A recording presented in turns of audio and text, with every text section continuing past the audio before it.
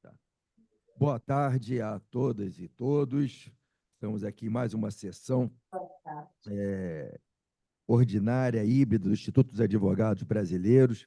Essa é a 39ª sessão ordinária híbrida do Instituto dos Advogados Brasileiros, dia 27 de novembro, às 18 horas.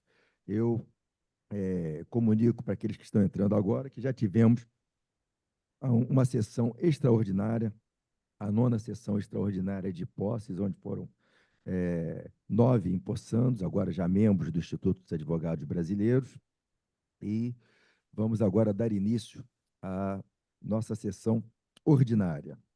Meu nome é Carlos Eduardo Machado, estou primeiro vice-presidente do Instituto dos Advogados Brasileiros, em substituição ao nosso presidente Sidney Sanches, que infelizmente não pôde estar presente aqui na sessão, mas se fará presente com uma mensagem que ele pediu que fosse lida, que após aqui a autodescrição do secretário, deverá chegar já para eu ler para os membros. Eu sou do sexo masculino, pele clara, cor e forma dos meus olhos arredondados, castanhos, tipo físico mediano, 1,78 m de altura. Estou trajando um terno preto, gravata vermelha, camisa branca, ou seja, quase um uniforme rubro-negro.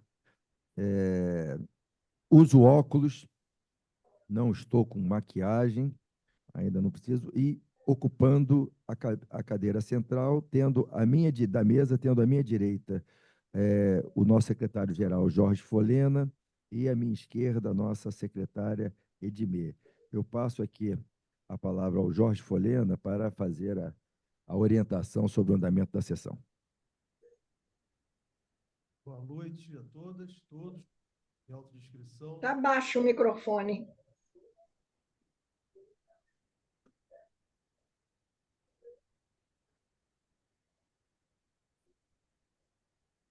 Leila, estão pedindo para você aumentar o volume aí do seu aparelho. Seu aparelho, Leila. Nosso aqui, sua casa aí. Tá. Então, fecha o microfone. Está baixo para todos que estão aqui no remoto, presidente. Todos estão reclamando, então, não só a Leila. Obrigado, Miro. E ouve agora? Faz o sinal, já melhorou? Continua baixo. Faz um teste do microfone, se puder.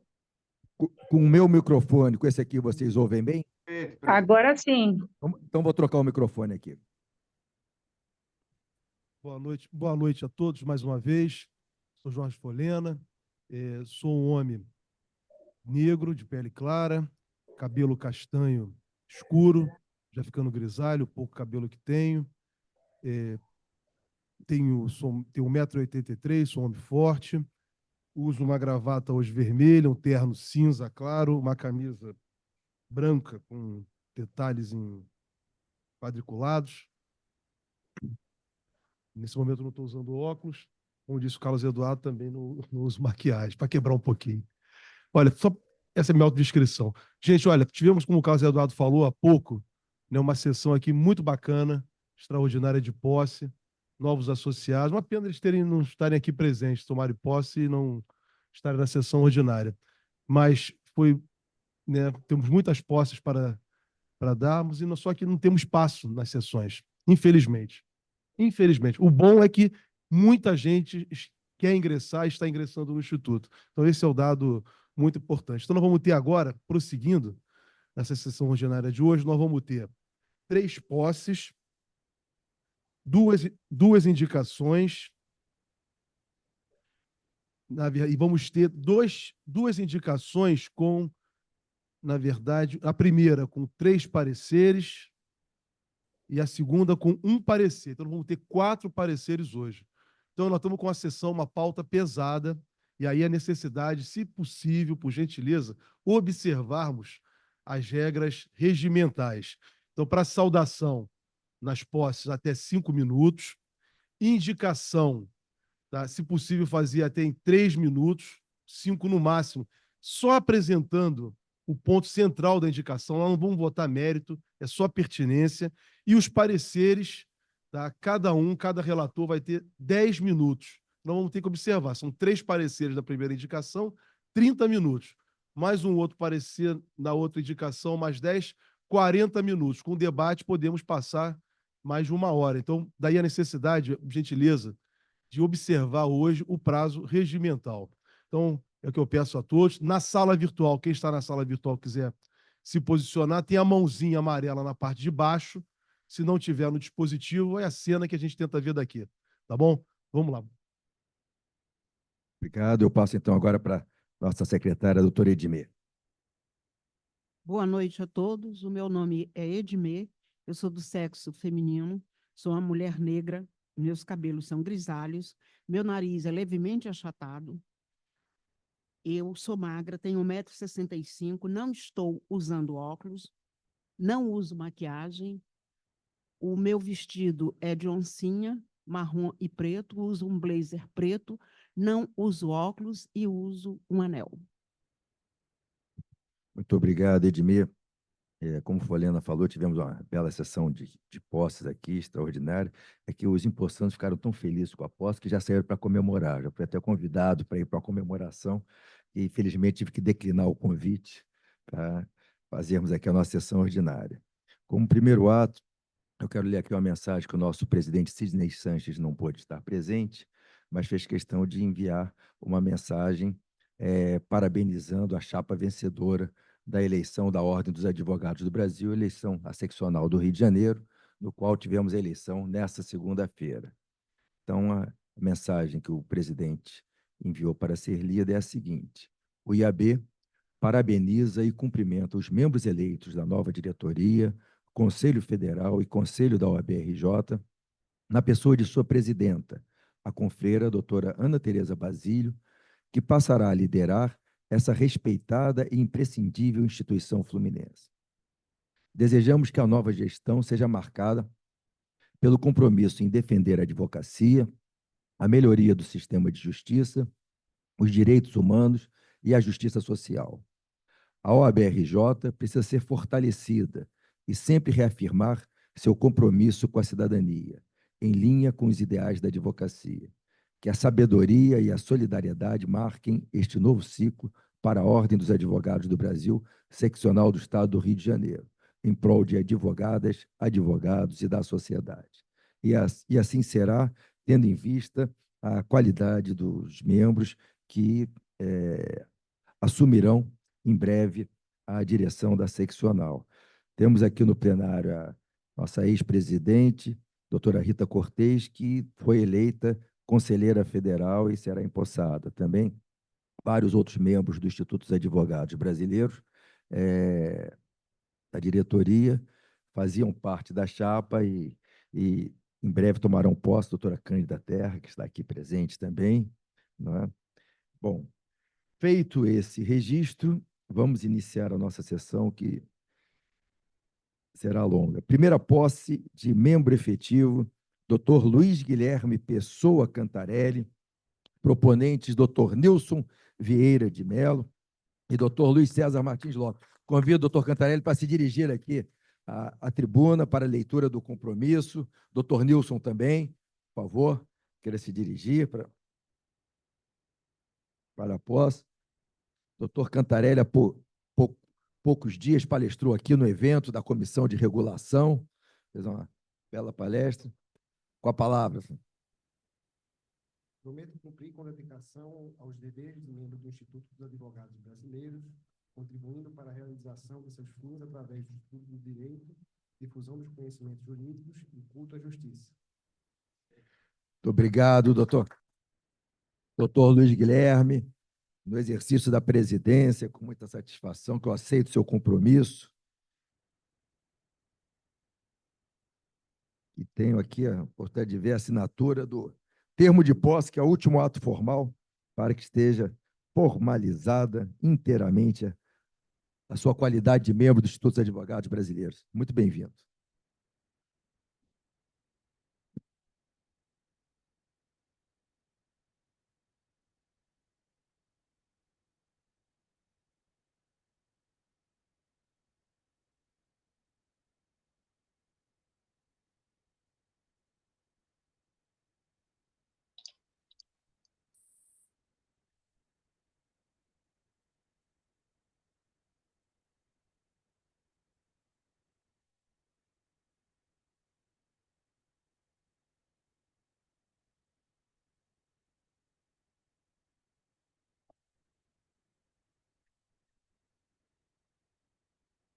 Cumpridas as formalidades, doutor Nilson já se dirige à tribuna para ocupar. Doutor Nilson, eu tive a honra de presidir aqui a abertura do evento, por ele organizado.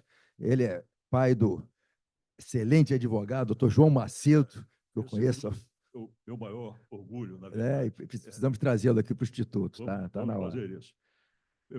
Bom, em primeiro lugar, boa noite aos presentes. Boa noite à mesa diretora, doutor Edmê, doutor Carlos Eduardo, meu amigo Folena, com quem eu já tive grandes embates na Comissão de Direito Financeiro e Tributário, mas nos mantemos amigos cordiais. E os presentes, queria parabenizar a doutora Rita pela eleição. Meus parabéns, sucesso. E vou ser muito breve, porque são dois indicantes, dois proponentes para o doutor Luiz Guilherme. O outro é o Luiz César Lopes, que nos assiste à distância. Tá? E eu queria dizer o seguinte, o doutor Luiz Guilherme ele é mestre pela FGV Direito Rio, Direito da Regulação, e doutorando em Direito da Regulação, está concluindo a tese dele também lá na FGV Direito Rio. É de lá que nós nos conhecemos. Ele também lá ele exerce a função de pesquisador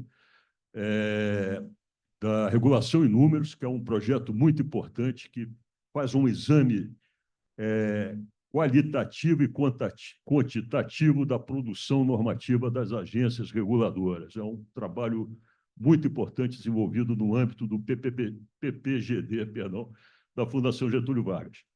Bom, mas, além disso, o doutor Guilherme ele é da Escola do Recife. Tá? Ele é bacharel pela Universidade Federal de Pernambuco, que é o berço do direito brasileiro. Fundado em 1827, junto com a Faculdade do Largo de São Francisco. Foram de lá Rui Barbosa, Joaquim Nabuco, Ponte de Miranda, Nilo Peçanha. A lista é interminável. Eu não vou me alongar muito. E queria dizer o seguinte, o Luiz Guilherme tem a metade da minha idade, somos colegas lá de FGV, a metade da minha idade, mas ele tem, portanto, 30 anos, eu tenho 61. Ele tem, eu percebo nele uma maturidade intelectual impressionante. Então, eu acho que ele representa essa linhagem da escola de Olinda, da escola do Recife, com brilhantismo. E queria dizer, então, Luiz Guilherme, seja bem-vindo à Casa de Montezuma. Eu diria que você está no lugar certo. Seja bem-vindo. Parabéns. Muito obrigado, Nilson, Presidente, queria só pedir para a manifestação também do Lopes, que está à distância, por gentileza. Pois não. Boa noite, todos me ouvem? Sim, perfeitamente.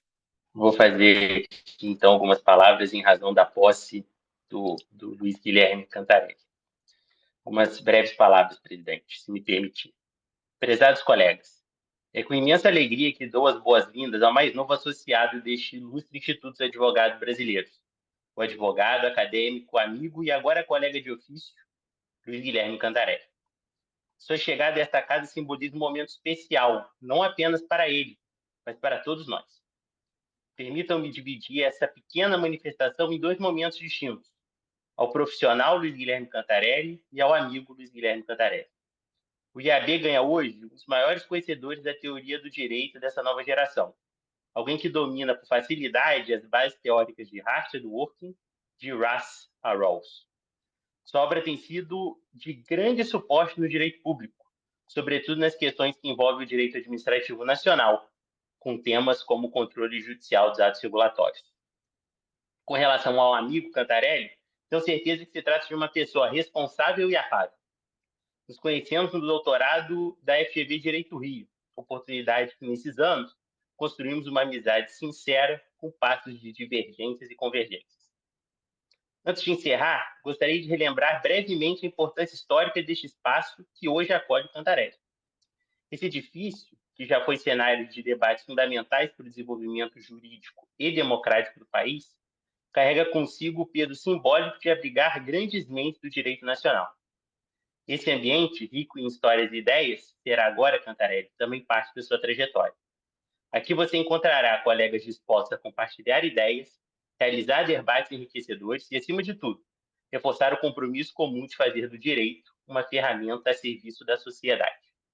Esteja certo de que suas contribuições serão acolhidas com respeito e entusiasmo, porque sabemos que elas virão impregnadas de sua dedicação. Muito obrigado, presidente.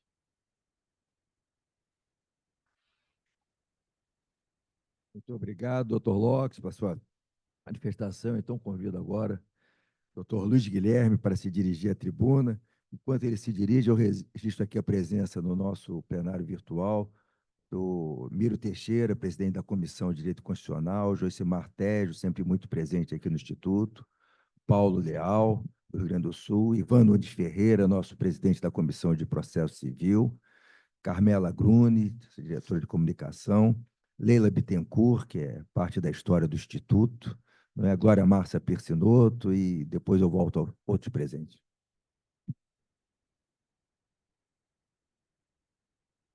Boa tarde a todos. Prezados colegas, é com profundo respeito e alegria que assumo hoje a honra de integrar este instituto, que desde sua fundação, em 1843, se dedica à promoção da justiça, à defesa do Estado de Direito e ao fortalecimento da advocacia no Brasil. Esta cerimônia não é apenas um marco pessoal, mas um momento de reflexão sobre as responsabilidades que acompanham o privilégio de fazer parte dessa prestigiosa instituição. O Instituto dos Advogados Brasileiros é um exemplo de excelência no pensamento jurídico, um espaço de debate e construção que transcende gerações. É, portanto, com humildade que me junto a um corpo de profissionais e acadêmicos que tem contribuído ativamente para o aperfeiçoamento das instituições jurídicas do nosso país. Gostaria de registrar meu especial agradecimento aos doutores Nilson Mello e Luiz César Lopes, que gentilmente apresentaram a minha indicação para integrar esse instituto. Sua confiança e apoio são um estímulo para que eu me dedique com afinco às atividades desta casa. Chegar a esse momento não seria possível sem o suporte de instituições que marcaram profundamente a minha formação.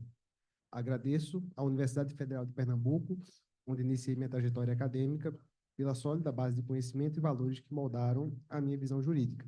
Da mesma forma, reconheço o importante papel da Fundação Getúlio Vargas, onde aprofundei meus estudos e desenvolvo minha pesquisa acadêmica, que tem sido essencial para o crescimento profissional e pessoal. Ao longo da minha trajetória, tive a honra de aprender com mestres cujos ensinamentos foram fundamentais para o meu desenvolvimento intelectual e profissional. Quero destacar de maneira especial os professores Fernando Leal e Natasha Salinas, que foram mentores que me transmitiram não apenas o conhecimento técnico e teórico, mas também os princípios que guiam o rigor acadêmico e a responsabilidade no estudo do direito.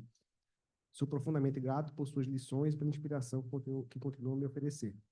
Não poderia deixar de dedicar um agradecimento especial à minha família, que foi e continua sendo a base de tudo que alcancei. Foram seus ensinamentos, apoio incondicional e confiança que me deram a força necessária para trilhar minha trajetória. Os valores transmitidos por minha família, ética, perseverança, respeito e amor ao trabalho, são fundamentos que trago comigo em cada passo dessa jornada. Este momento não seria possível sem eles. Por fim, registro também minha admiração e reconhecimento aos colegas que cruzam meu caminho, tanto no ambiente acadêmico quanto profissional. Suas trocas e parcerias enriqueceram o aprendizado e são parte essencial das conquistas que compartilho hoje.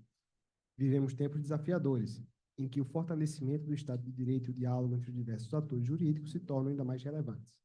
O IAB tem sido, ao longo de sua história, uma instituição que orienta e inspira a comunidade jurídica. Espero poder contribuir para que essa tradição continue viva e cada vez mais significativa. Reitero minha disposição de atuar com dedicação nesta casa e no trabalho coletivo que marca sua história, e possamos juntos honrar o legado que nos foi confiado e fortalecer o papel do Instituto dos Advogados Brasileiros no futuro da advocacia e do direito no Brasil. Muito obrigado a todos. Muito obrigado, Luiz Guilherme, seja muito bem-vindo. Eu sou testemunha pela sua palestra aqui, que o senhor tem o perfil próprio para o Instituto dos Advogados Brasileiros. Tá? Muito bem-vindo. Muito obrigado, doutor Nilson e doutor Lopes, pela indicação. Segunda posse para membro efetivo, doutor William Lima Rocha, posse presencial. Convido, se dirige à mesa, que é à direita. Proponente, doutora Márcia Diniz e doutora Débora, que está aqui presente, também convido para a leitura do compromisso e cumprimento das últimas formalidades.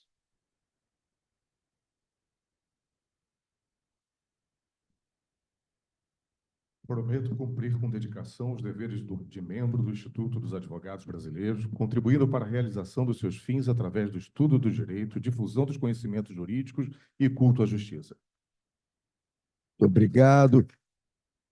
No exercício da presidência, com muita satisfação, que eu aceito o seu compromisso. Falta agora o senhor assinar aqui o termo de posse, que é a última formalidade, para que efetivamente...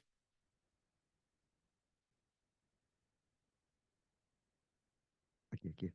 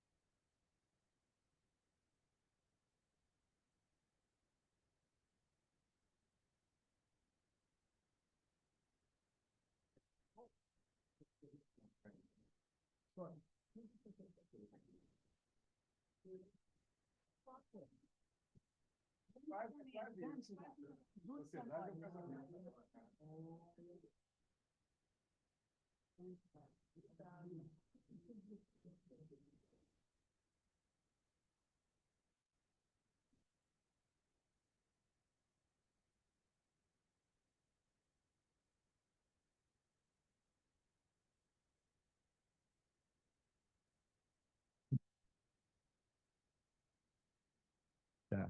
Boa sorte lá. Tchau, Nilson. Abraço. Então, agora a doutora Débora já chegando à tribuna para fazer a saudação. Baixando o microfone, né? Boa noite a todos os presentes. Meu nome é Débora, eu sou uma mulher de 51 anos. Me considero uma morena clara, com os cabelos castanhos escuros, tenho os olhos castanhos escuros, estou com uma blusa azul, uma saia azul, igual a doutora Flora, em homenagem ao Novembro Azul. Eu fico muito contente de vir aqui na tribuna saudar um novo membro.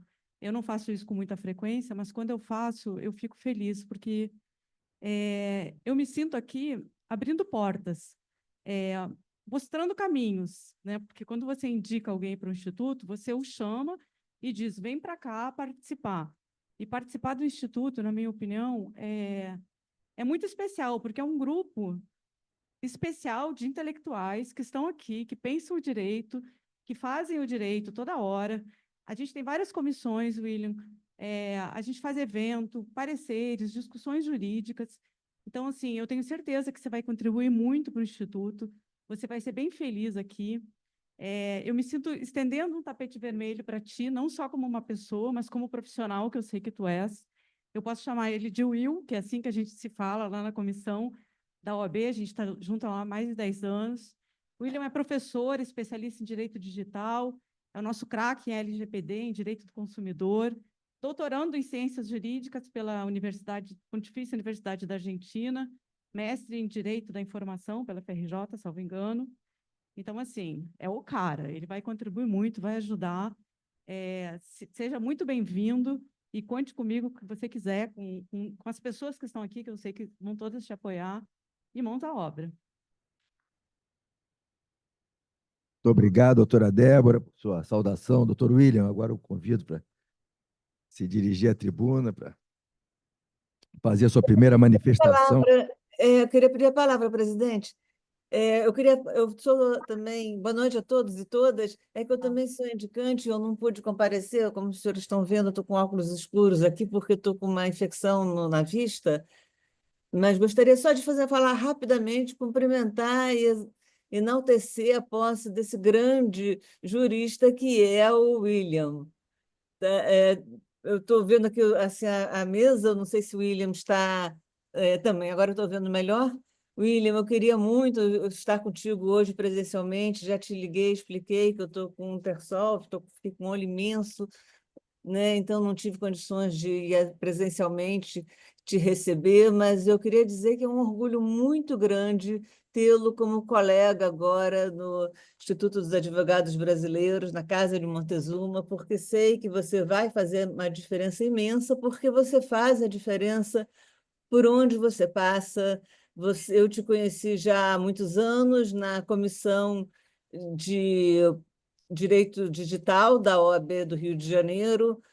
William Rocha é um especialista em direito digital, como a Débora já falou aqui, ele é talvez o maior especialista que temos na Lei Geral de Proteção de Dados, e é uma honra imensa saber que hoje o IAB vai contar também com a sua colaboração na Comissão de Direito Digital, nos trabalhos que estão sendo desenvolvidos, e são trabalhos muito importantes, como Débora já falou, temos debates acadêmicos, debates absolutamente imprescindíveis para o nosso direito, para a nossa democracia, e hoje não se pode falar em debates, como vocês podem ver, eu estou aqui online, né? E desde a pandemia que a gente está trabalhando bastante online também, essa é uma possibilidade que nos foi dada e foi desenvolvida durante a pandemia, e exatamente nesse período em que nós vimos a importância, né?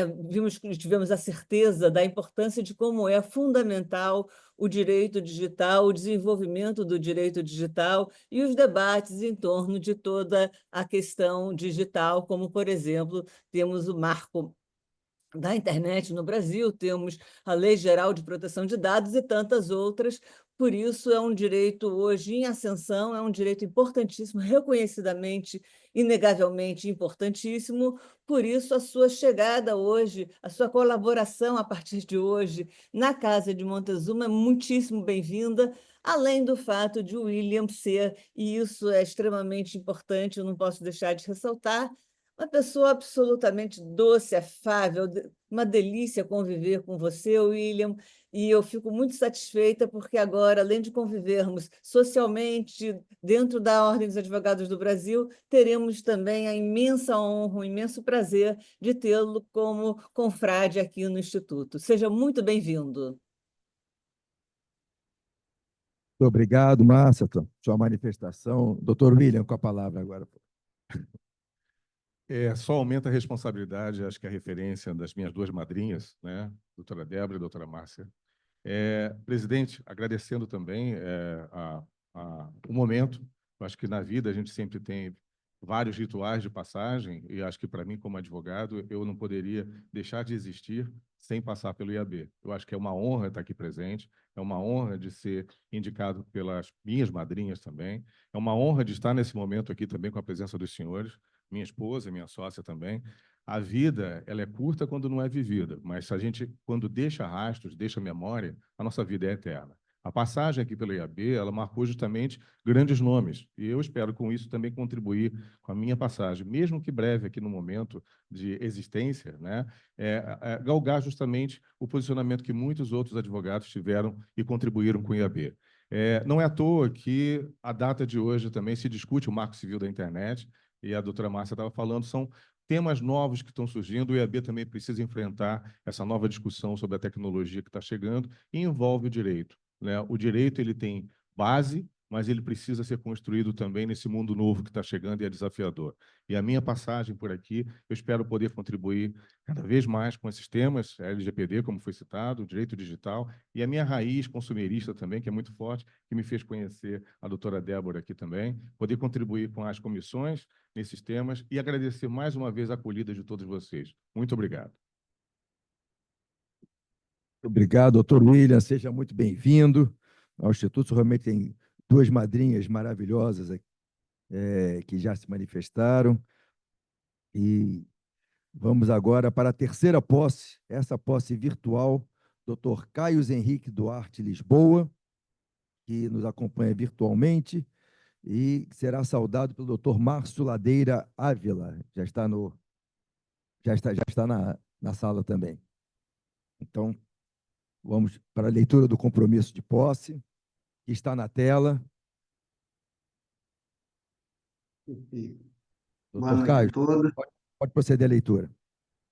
Prometo cumprir com dedicação os deveres de membro do Instituto dos Advogados Brasileiros, contribuindo para a realização de seus fins através do estudo do direito, difusão dos conhecimentos jurídicos e culto à justiça. Muito obrigado. No exercício da presidência, com muita satisfação, que eu aceito seu compromisso. Acredito que, obviamente, a formalidade da assinatura do termo de posse já esteja cumprida. E muito prazer tê-lo agora como membro efetivo do Instituto dos Advogados Brasileiros. Temos também na tela o doutor Adilson Rodrigues Pires, mas não sei se ele irá compartilhar a saudação, vai compartilhar, e o doutor Márcio Ladeira Ávila. Eu, então, passo a palavra para o doutor Márcio falar primeiro e depois o Adilson. Carlos, boa noite à mesa diretora.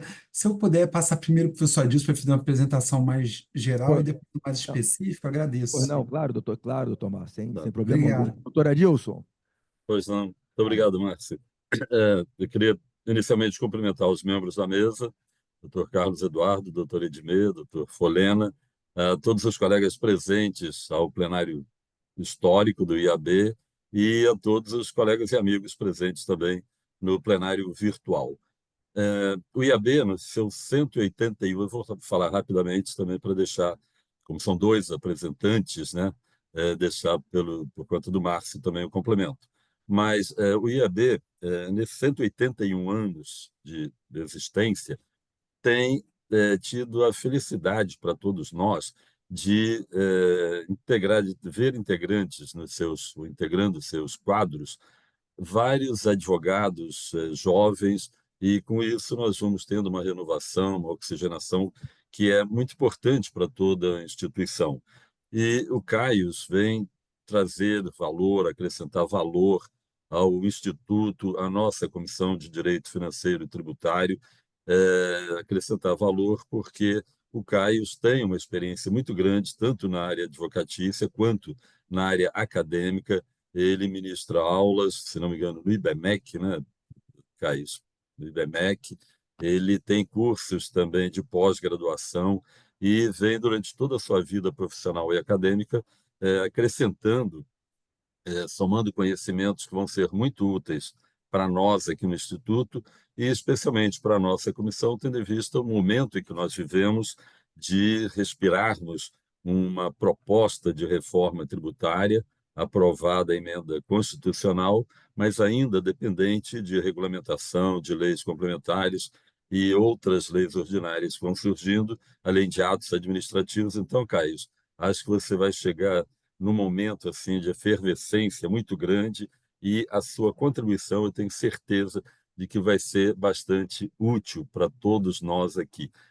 Esperamos que você nos dê essa contribuição que nós esperamos e aspiramos, desejamos que você nos traga com todo o vigor da sua juventude, com toda a bagagem de conhecimentos e experiência que você nos traz, e por isso, então, te dou as boas-vindas, que se integre de uma maneira feliz, você vai se sentir muito bem na nossa comissão, que é uma comissão bem integradora, assim, a gente tem muita amizade, muita informalidade nas nossas reuniões, e você vai se sentir muito bem, e nós também vamos ganhar muito com isso. Muito obrigado, seja bem-vindo, obrigado a todos também.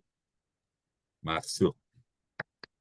Só disso, vou complementar apenas, fazer algumas observações. A palavra agora para o doutor Márcio. Esqueci de passar para o presidente, desculpe. Obrigado. Então, Caio, primeiro, bem-vindo, seja bem-vindo. Acho que vai agregar muito ao time do IAB. Você está fazendo inscrição em duas comissões, não é? Na Comissão de Direito Tributário e Financeiro e também na Comissão de Aduaneiro Marítimo e Portuário. Eu vi que você também tem atuação na área aduaneira, que é muito importante na área de petróleo e gás, que está relacionada à área aduaneira também, muitas vezes, né?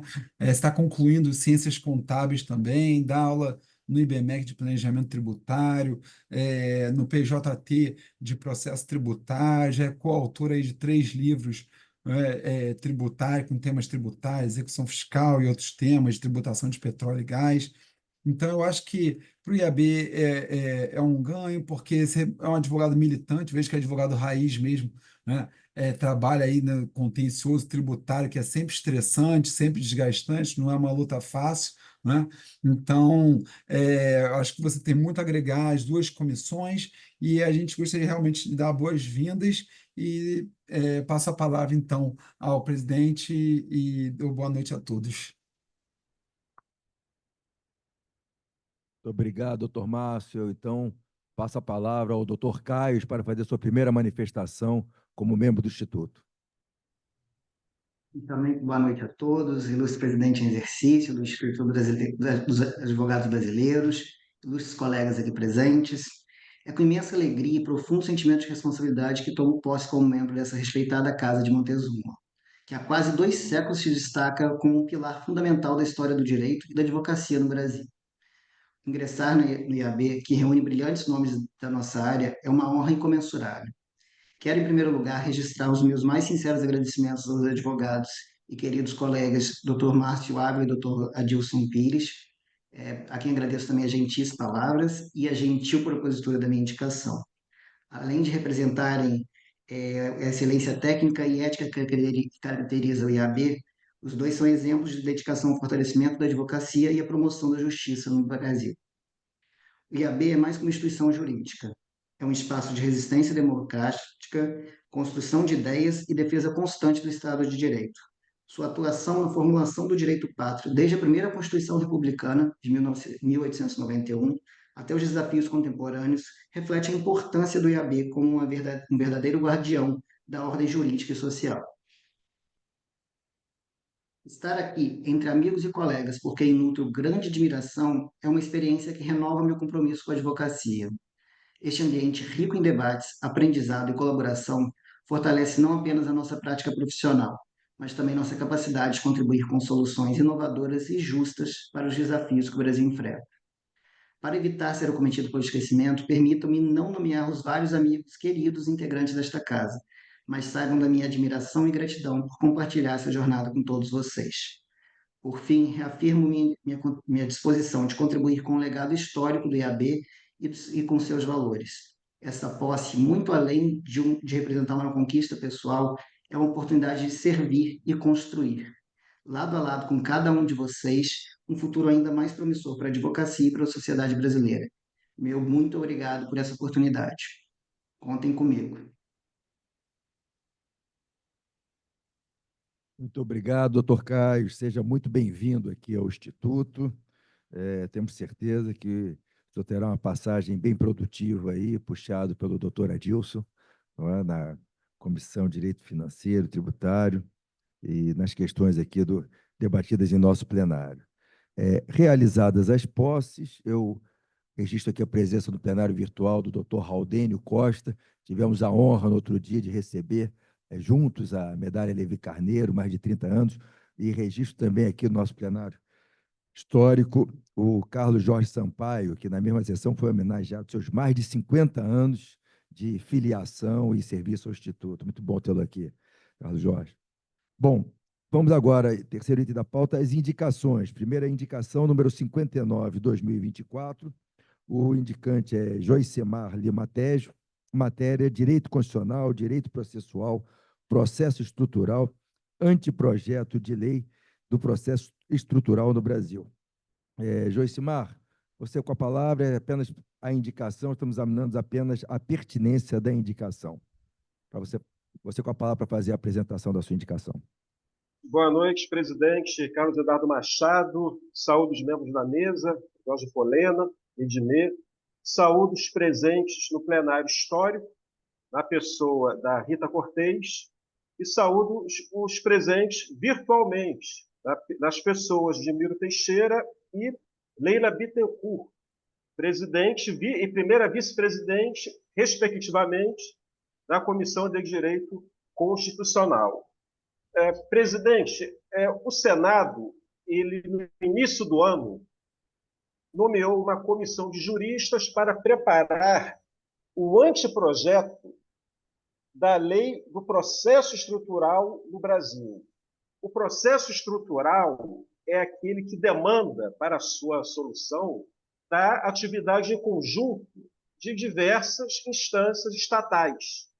Ou seja, é aquele no qual a decisão judicial sozinha não basta, não dá conta, né? É uma lide complexa e necessariamente vai demandar uma solução igualmente complexa. Essa comissão do Senado está exaurindo o termo dela agora no final do ano. Mas eu acho que, independentemente do cronograma do Senado, eu acho que o IAB pode contribuir para esse assunto. Então, eu passo indicação para que as comissões de direito constitucional e de processo civil possam estudar o tema processo estrutural e subir contribuições sobre o assunto para a comissão do Senado, caso ainda esteja funcionando, ou diretamente para o presidente do Senado, a nossa contribuição sobre esse assunto. É esse o teor da minha indicação, presidente. Obrigado. Muito obrigado, Joicimar. Acho matéria interessante. Estamos falando ainda de anteprojeto, né? Nem projeto de lei, né? E visitando aí a atenção do IAB para que apresente propostas. Né? Eu indago se alguém tem alguma dúvida, deseja algum esclarecimento do indicante. Nenhuma dúvida? Se há alguma objeção quanto à pertinência da indicação?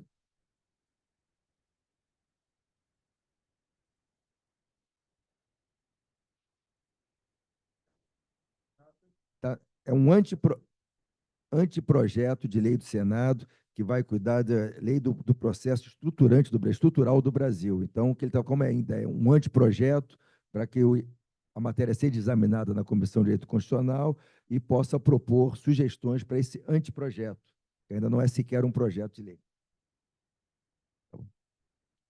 Nada, Edmundo. Bom, não havendo oposição, está aprovada a indicação. Joicimar, muito obrigado por trazer esse tema aqui para o Instituto dos Advogados Brasileiros. Próxima, indicação número 60 de 2024, autora da indicação, doutora Rita de Cássia Santana Cortez, matéria análise da constitucionalidade da proposta de emenda constitucional 164, PEC 164, na medida em que altera direito fundamental à vida e aos direitos reprodutivos, violando cláusulas pétreas da Constituição Federal de 88, artigo 60, inciso 4º, artigo 5º, caput. Doutora Rita Cortez, com a palavra. Presentes. Eu acho que houve um engano, porque eu retirei essa indicação, porque nós já temos parecer sobre a matéria. Mas eu acho que vale a pena o destaque, porque me chegou a notícia de que foi aprovado hoje no Congresso, quer dizer, na Comissão de Constituição e Justiça, né? Não é isso? Né? Foi aprovado nessa PEC, e essa PEC simplesmente acaba com qualquer hipótese de aborto legal. Nós temos, então, esse parecer, que acho que nem precisaria, né? Eu acho que é uma coisa grave, e isso merecia, inclusive, uma manifestação, acho que, do IAB, no sentido de que não tem razão de ser, não tem porquê, né, acabar com uma lei que, afinal de contas, trata do aborto em todas as suas modalidades legais. Eu não sei se Glória Márcia também se inscreveu, porque essa indicação, eu fiz a indicação colocando Glória Márcia e a Leila Linhares como relatoras. E aí, no curso, né, do andamento na nossa comissão, é que nós verificamos que já tinha, inclusive, parecer aqui do Instituto, né, no sentido de... Foi outra indicação, já está aprovado, foi aprovado na sessão plenária, a matéria é exatamente idêntica, é a mesma matéria. Tá? Glória, você vai querer... Desculpa. Eu acho que poderia perguntar a Glória se ela quer complementar alguma coisa. Por favor, Glória, você quer liberar o microfone da doutora Glória, por favor. Não foi aprovada a PEC ainda. Desativar Alô? mudo. Pois não, desativei o mudo. Estão Agora me sim. vendo? Ok. Não, a complementação é que nós, após a elaboração da indicação, verificamos pela internet que havia já, porque essa PEC é de 2012, como dizemos nesse trabalho de indicação, e ela foi muito bem tratada pelo Penha, né? E, enfim, Comissão de Direito Penal, se não me engano, tratou da matéria, foi publicada, está na internet, e nós pedimos para localizar o parecer físico, e porque na internet ou nas redes do IAB nós não conseguimos localizar, infelizmente não conseguimos ainda, mas, de fato, a notícia saiu, está na internet, teve divulgação, e é mais que urgente talvez um novo posicionamento do Instituto com base no parecer anterior, adicionando já a doutrina, que a gente espera que vire jurisprudência do voto na DPF 442 da ministra Rosa Weber. Enfim, é uma aberração, mais uma vez. Houve manifestação na Comissão de Constituição e Justiça, como os jornais já estão noticiando. E a ideia seria, talvez, o próprio IAB fazer referência, que já se posicionou e que reitera seu posicionamento, alguma coisa nesse sentido, embora a indicação já tenha perdido o objeto, porque a PEC é a mesma, estava engavetada, não sabemos se será engavetada novamente.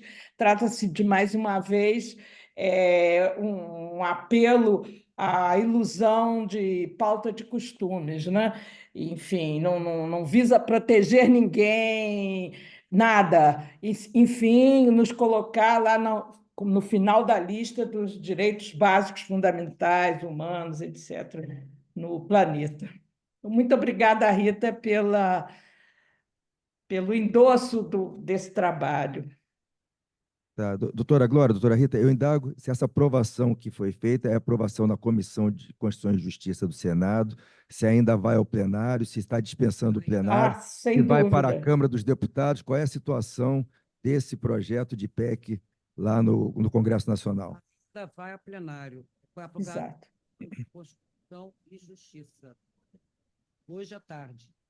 Hoje, aconteceu hoje.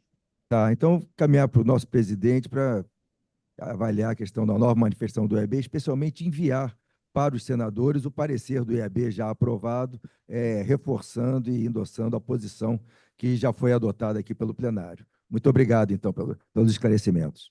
Presidente, Obrigada, por trazer Oi, essa Márcia. questão, né, tão Oi, relevante. Xará. São temas que volta e meia voltam na... Presidente, pela ordem, eu estou sem assim, a mãozinha para levantar, mas eu estou conseguindo acessar o som, então desculpa, eu não queria interromper, mas eu só queria endossar as palavras da Rita e da Glória Márcia, porque é muito importante que a gente reitere o nosso posicionamento, o posicionamento do Instituto, se eu não me engano, a gente tinha um parecer da Kátia Tavares, depois tivemos um outro parecer do Leonardo Yaroshevsky, da Vera Regina.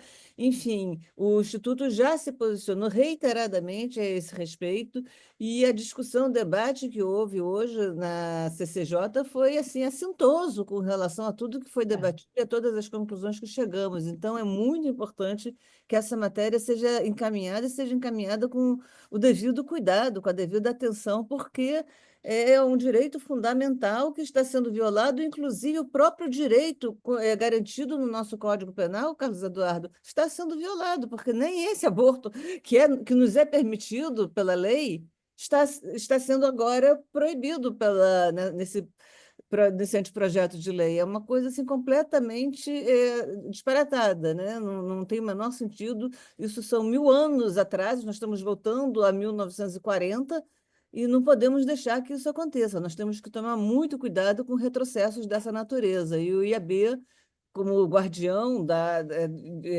do direito, da Constituição, do Estado Democrático de Direito, tem que ficar muito alerta com relação a essa questão. Então, eu só queria, mais uma vez, ressaltar o que já foi dito pelas minhas colegas e falar da importância que é essa luta e que a gente não pode deixar esse bastão cair. Temos que ficar, temos que ir à CCJ, temos que nos manifestar veementemente com relação a essa questão que é muito grave. Tá. Muito obrigado, Márcia. Já está decidido que será encaminhado o parecer, o secretário já pediu para que seja colocado na ata. Realmente é uma questão importante, indiscutivelmente. Nós estamos vendo aí uma reação exatamente à decisão do Supremo, do Congresso Nacional, que está na mídia, nos debates, em todas as publicações jurídicas, e vamos tomar aqui as providências para a atuação do IAB. Muito obrigado. Próxima. Temos os pareceres, 2 pareceres para serem votados. Não, não, vários pareceres, dois pareceres e duas indicações com pareceres, mas tem uma indicação aqui que tem 3 pareceres que, acredito, parece que há uma convergência entre as comissões. Esperamos que seja, que a coisa flua tranquila e sem grande debate. Mas, se houver o debate, é sempre salutar. Vamos lá. Pareceres na indicação, número 45 de 2022. Autor da indicação, Carlos Eduardo de Campos Machado. Matéria, análise jurídica quanto à prática de disponibilização de pré-votos em órgãos colegiados. Relatores, Pedro Capanema Ludgrem, da Comissão de Direito do Trabalho, Antônio Carlos de Almeida Castro, da Comissão de Direito Penal, Renato Benoduzzi, da Comissão de Processo Civil. Eu indago quem gostaria de apresentar primeiro. Vejo que temos aí Ivan Nunes Ferreira, o Márcio Barandier está também acompanhando, e o Pedro Capanema também, no plenário. Alguma Presidente, preferência? Eu sigo aqui a ordem do... estou à disposição, presidente. Aqui. Pedro Capanema. Então, Pedro, você que é o primeiro aqui da lista, pode começar. Primeira apresentação. Obrigado, presidente. Boa tarde a todos, a todas. Cumprimento a todos os confrades e confreiras na pessoa dos eminentes amigos aí da mesa diretora, presidente de exercício, Carlos Eduardo Machado, doutor Folena, doutor Edmê, e também minha querida amiga Rita Cortes, que já vi aqui no plenário, pequenininho, mas dá para ver aqui na imagem. A indicação do nosso presidente de exercício, Carlos Eduardo, ela é muito oportuna, sobretudo para quem atua no contencioso e que percebe ao longo do tempo, com a evolução das sistemáticas que são implementadas pelos tribunais, julgamentos colegiados, uma perda, né, da relevância das sustentações orais. Na medida em que existe esse compartilhamento prévio de intenções de voto, de inclinações, como foram chamados pré-votos aqui na indicação, e que acabam trazendo já um entendimento consolidado para uma sessão na qual a sustentação acaba se tornando uma mera formalidade, né? Então, de fato, isso é algo que chama a atenção, sim, e preocupa porque impacta princípios constitucionais, processuais tão caros, né? E acaba comprometendo até o contraditório no próprio julgamento, né? Então, eu tive a oportunidade de ver também os outros pareceres. Quero ser breve, como pediu o doutor Folena aqui, em razão da nossa extensa pauta. Mas, como falou o nosso presidente Carlos Eduardo, os pareceres convergem, pelo que pude perceber, tá? Todos no sentido de acatar a indicação, de entender da relevância dessa preocupação e de trazer sugestões, né? E aí, no detalhe da sugestão que eu percebi que algumas são comuns e eu quero falar um pouquinho das sugestões que foram aprovadas lá na Comissão de Direito do Trabalho, que estão no meu parecer, né? Lógico, concordando com aquilo que o doutor Carlos Eduardo propôs na indicação dele, no sentido de um compartilhamento da recomendação, de um compartilhamento prévio, de uma publicidade daqueles pré-votos e daquelas inclinações, né, antes do julgamento, né? Mas também que se pudesse ter acesso, e aí eu acrescento, sugerindo aqui no parecer, que se pudesse ter acesso não só aos votos dos relatores, mas também as inclinações de julgamento que possam surgir, a certificação dos nomes dos advogados nas sessões, e aí tratando também agora dos plenários virtuais, no meu parecer, porque eu aproveito para entrar na situação dos plenários virtuais, que também preocupa, né? A visualização, eu sugiro aqui a visualização desses votos também nos plenários virtuais, né? Eu queria só, presidente, esclarecer que como a tua indicação ela já tem algum tempo, né? Ela é de 2022, parece, e acabou ela não entrando em pauta. Eu percebo que muita coisa já mudou de lá para cá. Então, eu acho válido a gente comentar que o próprio STJ, no que diz respeito aos julgamentos virtuais, já alterou o regimento, houve uma alteração desse ano, né? E na minha área de origem, a área que eu atuo, que é a área trabalhista, o TST também teve uma alteração de regimento com relação a julgamentos em plenários virtuais, também no sentido de caminhar para uma maior transparência, mas aí a gente está falando de votos mesmo, que a gente está falando de julgamento em plenário virtual, né? Então, são só comentários, porque eu não quero sair do tema da indicação, que é a questão dos pré-votos, né? Então, resumidamente, senhor presidente, para não consumir muito tempo aqui, o parecer da Comissão de Direito do Trabalho é no sentido de acatar a indicação, a relevância dela e a proposição.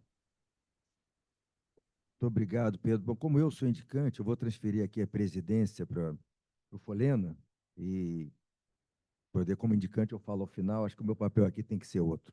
Tá? Obrigado. Bom, agora a Comissão de Direito Penal. Doutor Cacai está na sala? Ou é Márcio que vai sustentar? Márcio? Não. Tem alguém, Márcio, que vai sustentar? Doutor, vou fazer. Doutor Antônio Carlos de Almeida Castro, está presente? Não estando presente, vou passar para o próximo. Doutor Renato Beneduzzi. Márcio. Vamos ao Márcio, por favor. Posso falar? Pode falar, sim, Márcio, por favor. Eu não sei, o doutor Antônio Carlos de Almeida Castro não está presente. Eu não sei se ele foi comunicado da inclusão em pauta. Eu não fui informado sobre isso. Agora, se ele não tiver, eu falo pela comissão. Quer falar, Márcio, por ele, então? Ele não está presente. Foi comunicado, sim. Tá bom, eu posso falar rapidamente, então, sim, senhor presidente? Posso? Por favor, a palavra é sua. Então, bom, cumprimentos, senhor presidente Carlos Eduardo, doutor Folena, doutor Edmir e todos os demais colegas presentes no plenário e aqui virtualmente. E eu vou endossando o que o doutor Pedro Capanema já expôs, porque há convergência realmente entre os pareceres. Eu vou apenas ler o último parágrafo do parecer do doutor Antônio Carlos de Almeida Castro, que incorpora, inclusive, todos os fundamentos que a própria indicação traz, porque a indicação do doutor Carlos Eduardo Machado ela é uma indicação extensa, que faz várias considerações muito pertinentes que são incorporadas no parecer aqui da Comissão de Direito Penal. Então, a conclusão que nós chegamos, que o doutor Antônio Carlos de Almeida Castro chegou e que foi aprovada na Comissão de Direito Penal é a seguinte, que, com base nas disposições constitucionais, nas proficientes razões constantes da indicação, o presente parecer é no sentido de que merece encaminhamento à proposta formulada para que sejam tomadas as medidas necessárias para sugerir aos tribunais que adotem a publicização dos sistemas de envio de votos anteriormente às sessões de julgamento, de modo a permitir aos advogados o irrestrito e imediato acesso aos votos e deliberações dos julgadores, o que possibilitará a preparação da sustentação oral com ciência de todas as informações. A medida em questão preservará a importância e a eficiência da manifestação oral pela advocacia, garantirá o exercício efetivo das garantias fundamentais da ampla defesa do contraditório e promoverá a absoluta publicidade e celeridade dos julgamentos. Então, é nesse sentido o parecer da Comissão de Direito Penal, em harmonia com os demais pareceres. Muito obrigado, senhor presidente. Obrigado, Márcio Barandier. Está clara a disposição. Vamos ao próximo. Doutor Renato Beneduzzi, da Comissão de Direito Processual Civil.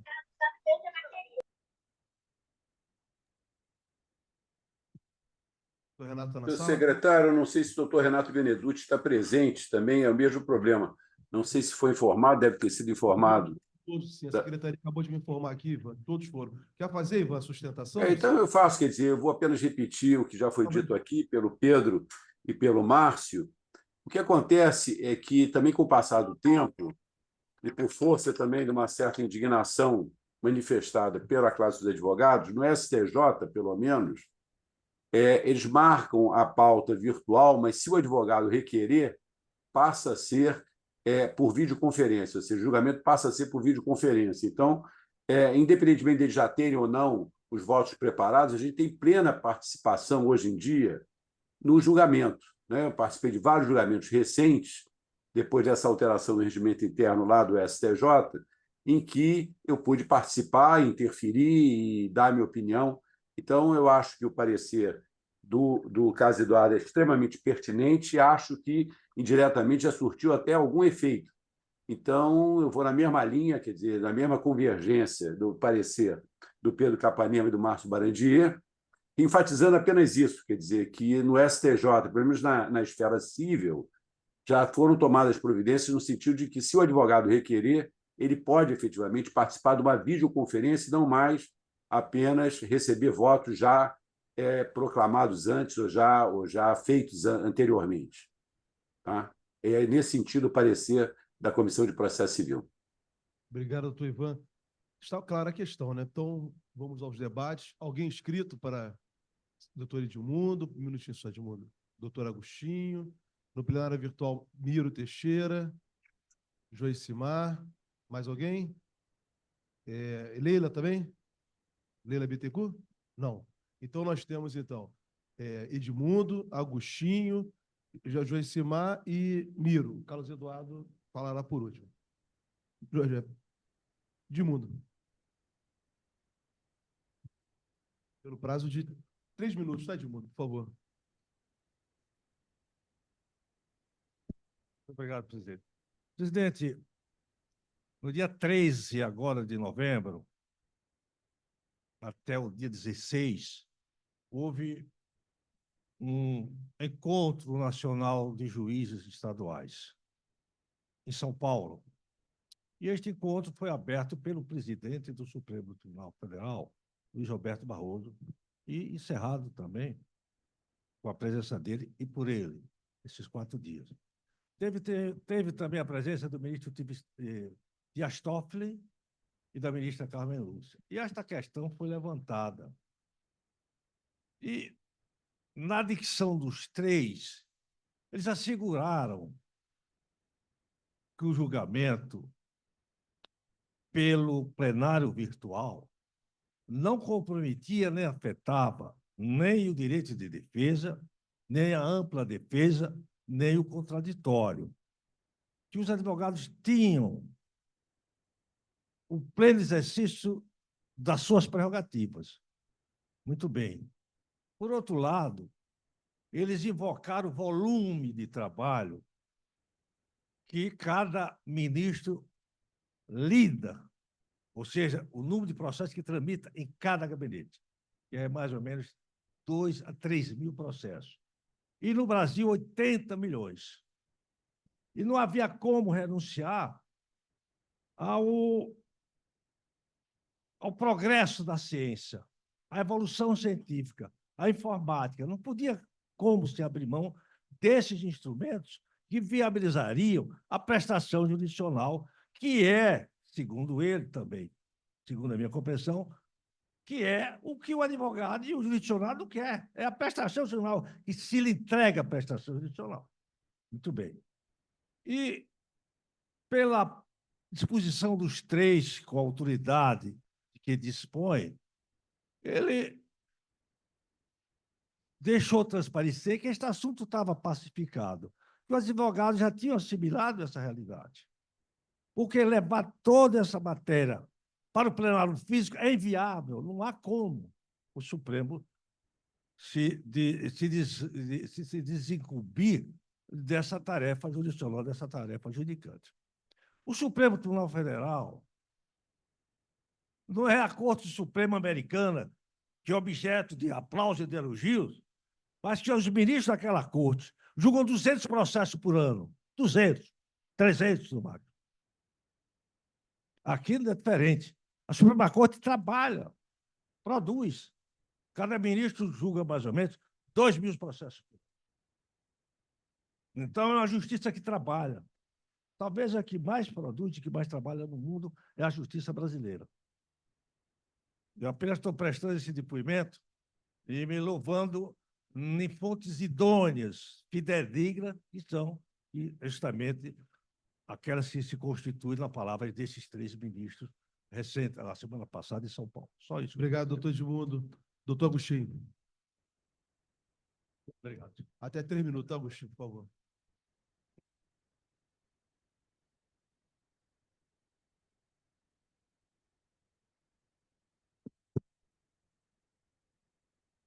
Eminente presidente, vice-presidente da OAB, primeiro vice-presidente do Instituto, doutor Carlos Eduardo Machado, Campos Machado, me honra muito, também sou Agostinho Campos. Eu voltei aqui porque, atento à nota do presidente Sidney, que foi lida pelo... Um minutinho. Nós estamos aqui debatendo o parecer. Então, não, é sobre o parecer. Então, por favor, vou passar, não vai prosseguir. Me impugnou? Porque não é esse tema do debate, nós estamos debatendo os pareceres que fazem parte da indicação com relação ao voto. Secretário, me permita, na qualidade de membro do IAB e pelo regimento, os minutos eu tenho direito. Você vai falar depois. Ah, depois? Depois, quando for a inscrição. Próximo inscrito, doutor Joicimar. Vai falar depois no momento oportuno, tá? Na hora dos oradores.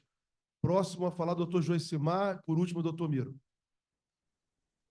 Presidente, eu acho que temos que lidar sempre com a realidade, com o que temos e trabalhar para modificá-la. Nesse sentido, a indicação perfeita, há sugestões feitas aqui, mas, na minha opinião, nosso problema aqui é ainda mais fundo, ainda mais complexo.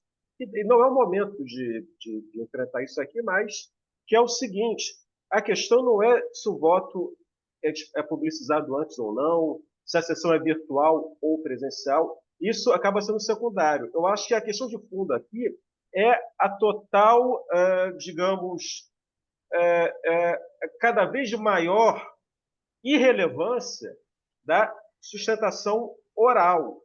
Eu acho que, infelizmente, a advocacia tem perdido, né? Não precisamos ser Rui Barbosa, né? Grandes oradores, grandes tribunos, né? Mas talvez essa advocacia seja algo romântico do passado. Mas é muito importante ainda que essa dimensão do papel oral do advogado seja respeitado. A nossa atuação de advogado é a do convencimento, escrito e oral. E, para isso, você tem que ser ouvido pelo julgador, de forma presencial ou remota, não importa, desde que seja ouvido. Você começa uma sessão de julgamento, vou dar o exemplo do TRT do Rio de Janeiro, turmas do TRT, e outros tribunais, você vai à tribuna e o relator já inicia falando, estou dando provimento, estou negando provimento, vai sustentar?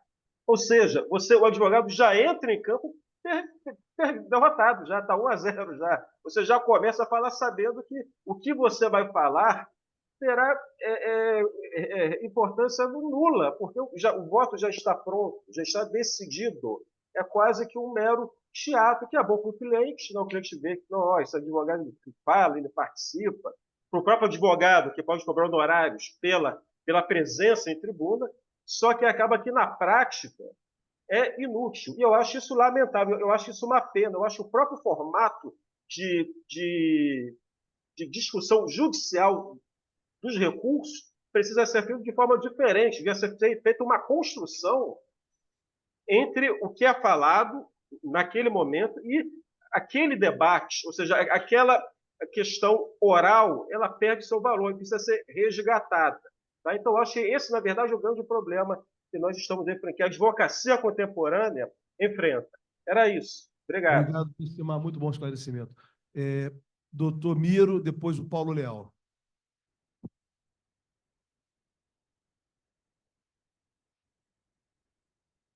Tem que abrir o microfone do Miro Teixeira, Renato. Abriu? Aceita aí, Miro, abrir. Não, por favor, Renato.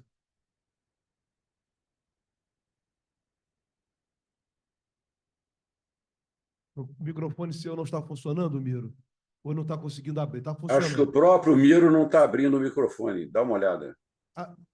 Tá. Renato, tenta. Enquanto o Miro não resolve, o Renato vai tentar. Abre o do Paulo Leal. Voltou. sim. Abriu. Agora ele me deu um humilde aqui. Abreu. Olha aqui, para concordar com tudo, e acho que o Joisemar acabou fazendo aqui uma síntese brilhante do que eu colocaria até. Mas eu creio que, para não atrapalhar o ritmo de todos os trabalhos, nós podemos votar e aprovar esses pareceres agora, mas estabelecer, talvez, uma pauta para nós discutirmos mais aprofundadamente esse assunto. E no Supremo Tribunal Federal também ficou inviabilizada a possibilidade de se falar depois do relator, como estava determinado, mas o Supremo resolveu lá que não podia, pronto. Então o advogado fala e depois é que o relator vai falar. Você não sabe o que o relator vai dizer, você não sabe qual é a posição do relator em matérias relevantíssimas, como em todos os tribunais, enfim, todas as matérias são relevantes. Eu creio que a advocacia tem que buscar esse lugar novamente, tem que recuperar esse poder da oralidade. É necessário que os juízes olhem para o advogado, leiam o seu corpo até, mas vejam as suas razões, além de ouvi-las. E assim eu penso que estaremos começando a ultrapassar o fato consumado do voto pré-fabricado. E chega pronto lá. A verdade é essa. Mas eu cumprimento a iniciativa, cumprimento os pareceres aí. Tá? E deixo aí com o Folena essa possibilidade de nós estabelecermos um dia de debate sobre isso, cada um trocando as suas experiências aqui com os outros. Obrigado. Obrigado, Miro. Paulo Leal. Saudação ao presidente em exercício, Jorge Folena, Dr. Carlos Eduardo Machado também e a todos os demais presentes nesta sessão. Eu vou falar rápido, eu sei que a gente tem uma pauta extensa e até não ia me inscrever no início, mas em razão da importância desse debate, não há como deixar de me manifestar. Eu sou da diretoria da Associação Brasileira de Advogados Trabalhistas e protocolamos agora no final da semana passada uma representação do CNJ buscando algumas providências que são da maior importância e que está presente nesse debate da sustentação oral. A gente sabe da dificuldade do judiciário brasileiro com o imenso volume de processos que chegam para julgamento perante os tribunais, especialmente perante o Supremo Tribunal Federal, Tribunal Superior do Trabalho, Superior Tribunal de Justiça. Mas nós não podemos negar a realidade. O que está acontecendo hoje é que, na verdade, não são mais os ministros e os juízes que estão julgando esses processos, são seus assessores. E mais ainda, nós não sabemos quem são esses assessores, porque não é uma atividade regulada pelo processo civil e muito menos consta no processo que foi o assessor que produziu essa decisão. Então, a sustentação oral é talvez o único momento em que você vai ter condições de se manifestar diretamente para os julgadores a respeito da matéria que está sendo tratada. E o problema dos assessores é que os processos chegam muito fatiados, nem sempre são os mesmos. Um dia um assessor, outro dia o outro, e a decisão é feita em recortes. O processo não tem mais um acompanhamento do início ao fim. Miro Teixeira aqui, o nosso confrade, estava falando da necessidade da oralidade. Olha os debates que foram feitos por ocasião da elaboração do Código de Processo Civil de 39. Tem uma obra produzida pela Forense chamada O Processo Oral, onde que se demonstra a importância de que o juiz tome contato direto e pessoal com as partes e testemunhas. É um princípio da maior relevância. Então, eu estou trazendo esse debate, eu sei que nós não é simplesmente para fazer uma crítica, mas para chamar a atenção. Acho que o IAB precisa trazer esse tema para dentro do Instituto para nós darmos a nossa contribuição. O certo é que o sistema está ruindo. Está ruindo. Do jeito que está, não funciona. Porque, na verdade, não são... julgam 3.000 processos num dia, é impossível, ninguém consegue ler isso. Então, são outras pessoas que estão produzindo esses materiais. Nós não sabemos quem são, nem onde estão, nem de que forma esses processos e essas decisões chegam. Então, assim, para encerrar, cumprimentar pela proposta, esse debate é da maior relevância. Eu acho que nós precisamos voltar a trabalhar sobre esse assunto. Eu quero trazer, inclusive, essa representação que a ABRAT apresentou no CNJ, não sei qual é o resultado que vai ter, mas quero trazer como uma indicação para o Instituto, porque esse debate hoje, para mim, sem sombra de dúvida, é o da maior relevância. E debater essa questão da sustentação oral traz para a pauta esse tema que nós precisamos nos manifestar. Então, meus cumprimentos aí pela proposição, porque é da maior relevância. Obrigado, Paulo Leal. Terminamos o debate. Acho que a questão está bem clara. É importantíssimo esse tema, Carlos Eduardo, estou muito feliz. É um tema que aflige toda a advocacia brasileira e até mesmo a forma de repensarmos o processo. O próprio processo em si. O processo escrito, talvez passarmos para o processo oral, como em diversos países adotam. Mas com a palavra agora, o indicante. Muito obrigado. Muito obrigado, Folena, né? Prestar um esclarecimento, né? Porque essa indicação, na verdade, ela tem muitos aspectos, né? Dentro de um aspecto só. O esclarecimento da questão que o Edmundo colocou não é bem o que está na indicação. O que preocupa na indicação não é o plenário virtual em si. Nós temos no processo penal, processo que a gente apresentava alegações finais escritas e processo que as alegações finais eram orais. Isso está do rito. Mas a questão que nós temos é que, no processo, nos tribunais, o rito que está estabelecido lá é que o processo chega, vai à procuradoria, volta para o relator, revisor, e é marcado um plenário. Habeas corpus nem tem revisor. Então, o relator ia fazer lá o seu relatório e, a partir do que é dito ali na sessão, manifestação do advogado, manifestação do Ministério Público, os outros ministros votam. Só que isso não se dá mais assim. A questão não é o plenário virtual, é no próprio plenário físico. O que acontece antes? E essa é a preocupação. É que eles já compartilham antes. Eu faço antes aqui o meu voto, eu sou o relator, mando para o resto da turma, ou da Câmara aqui no Tribunal de Justiça, já tem no sistema do tribunal lá um debate, o desembargador coloca, discordo de você, vou discordar por conta disso, me esclarece isso, me esclarece aquilo, tudo que deveria acontecer no plenário, na frente do advogado, acontece antes, e nós não tomamos conhecimento disso, nós não recebemos, não é juntado ao processo esse debate prévio que existe. Um desembargador, um ministro, coloca, peço esclarecimento, isso aqui, como é que está? Destaco isso, vou divergir por causa disso, isso aqui eu acho um absurdo, eu vou divergir. Aí eles mudam de posição e seguem a divergência, e você não sabe disso, você chega lá para sustentar, você não sabe o que aconteceu.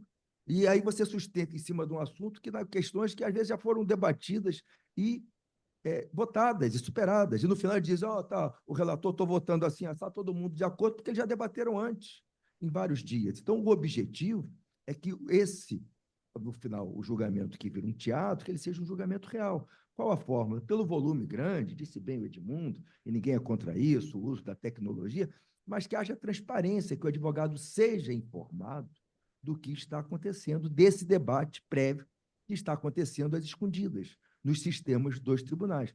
E é simples isso, porque, por exemplo, no procedimento do Tribunal de Ética da Ordem, o relator coloca lá o seu voto. Quando a gente vai para a sessão, você já conhece o voto do relator, está lá o voto do relator. E a pessoa, o advogado, sustenta, já conhecendo, olha, o relator colocou isso, mas tem isso, tem aquilo, e é colocado, a partir da sustentação, o relator muda de voto, muda seu voto, tem alguma observação? Não, mantém por causa disso. O debate é franco, não é aquele debate que os conselheiros têm conhecimento e o advogado que vai sustentar não tem conhecimento. Então, o que a gente pede? Isso desvaloriza a oralidade pode ter, mas se eu já souber, o Argolo votou assim, Carlos Jorge Sampaio colocou aquela objeção, doutora Flora colocou uma outra objeção, eu já vou falar, olha, quero esclarecer, com relação ao que o Argolo colocou é isso, Carlos Jorge Sampaio é aquilo, Flora colocou aquilo, e aí sim, a oralidade faz sentido, não é? E aí eu tenho chance de talvez até mudar aquele ponto de vista a partir dos esclarecimentos que eu vou colocar de coisas que foram, às vezes, mal interpretadas quando colocaram. Como, por exemplo, o Edmundo aqui falou de uma questão que não é questão do parecer. Não estou discutindo plenário virtual, não estou discutindo julgamento virtual, porque é uma realidade, mas desde que a gente precisa é que esse debate que seja, tanto no plenário virtual ou no plenário físico, seja colocado nos autos, para que o advogado, quando vá ocupar a tribuna e falar, seja por 5 minutos, por 10 minutos, ele conheça aquilo que foi debatido antes. Aquele debate que antes acontecia na nossa frente, acontece antes, e você sustenta para nada, eles não estão prestando atenção mais, porque já está decidido aquilo antes. Então, o que a gente quer, como o julgamento tem que ser público, acho da forma como fere o princípio da publicidade do julgamento, porque o julgamento já aconteceu antes, nos sistemas do tribunal, sem que fosse colocado para o advogado. É que aquela informação seja tornada pública também, o advogado tem acesso e aí ele poderá sustentar, e a sua sustentação terá algum sentido com conhecimento daquilo que já está passando na cabeça dos julgadores e as objeções colocadas quanto ao seu recurso, ou ponto de vista favorável, como é na OAB. Então, o objetivo é esse. Como o Joicemar colocou, sim, valoriza a sustentação, porque você passa a sustentar conhecendo os pontos que estão sendo valorizados na decisão. Há a questão da publicidade do julgamento, que é uma exigência constitucional. O julgamento tem que ser público, não pode ser nos bastidores, aos cochichos ou no sistema do tribunal, sem que você tome conhecimento das questões que estão lá. O que nós vemos no julgamento do STJ é assim, me chamam, esse meu julgamento, já vi que não houve nenhum destaque, que não houve nenhuma objeção. Olha, ministro, com relação àquela sua objeção, já prestei o esclarecimento, vi que o senhor concordou. Qual foi a objeção do ministro? Qual foi o esclarecimento prestado? O advogado não tem conhecimento. Isso não é dado conhecimento ao advogado. Isso já é o julgamento. Já é o debate e o julgamento, isso não está sendo público. Então, o objetivo dessa indicação é isso, é alcançar esses dois pontos. A publicidade do julgamento e que irá, com certeza, desse julgamento, desse debate prévio, que irá valorizar a advocacia, a oralidade, a manifestação do advogado na tribuna. Obrigado, conselheiro. Presidente Rita, quer falar? Tá. Microfone para ela. Já tinha acabado o debate, mas vamos ouvir que o tema é importante. Não, é uma questão de encaminhamento, pelo seguinte, uma coisa é o princípio da publicidade, né, dos debates anteriores à apresentação do voto. Outra coisa é o princípio da oralidade, que foi o que o Joicemar colocou, e é uma discussão que se impõe a nós aqui no Instituto. Então, eu vou dar uma sugestão.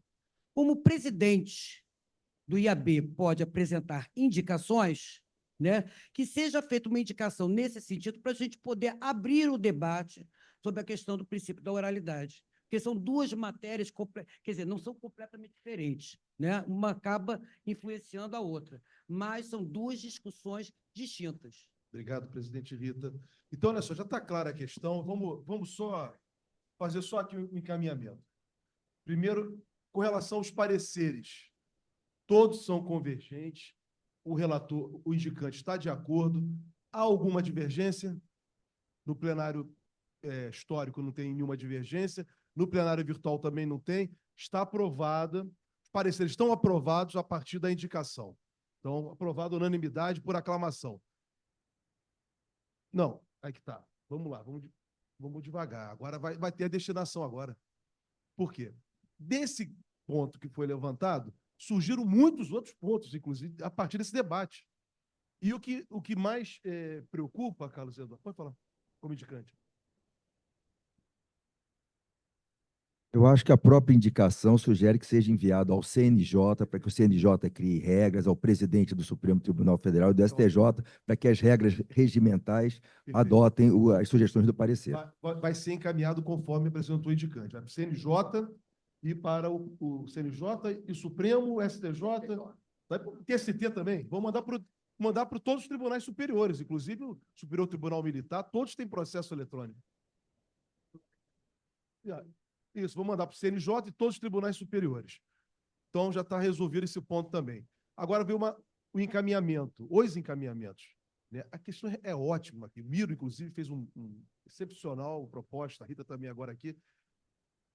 Não, vamos o seguinte, aí uma recomendação, vou aproveitar aqui, que eu estou aqui no direcionamento, pedir para constar em ata, aí vou falar com o Sidney depois, vamos marcar um dia aqui no IAB, para convocarmos todos os associados que queiram, se tem uma da advocacia, dos juízes também, que são associados, dos promotores, um dia aqui no IAB, para nós debatermos esse problema, um problema processual seríssimo. O Paulo Léo levantou um ponto. Nós estamos avançando, né, mas no passado parecia que era mais democrático, porque o processo oral ele é mais democrático e mais rápido, inclusive, mais rápido. Quando for complexo, que exigir perícia, é outra coisa. Então, isso tudo vai gerar um grande debate. Então, fica como recomendação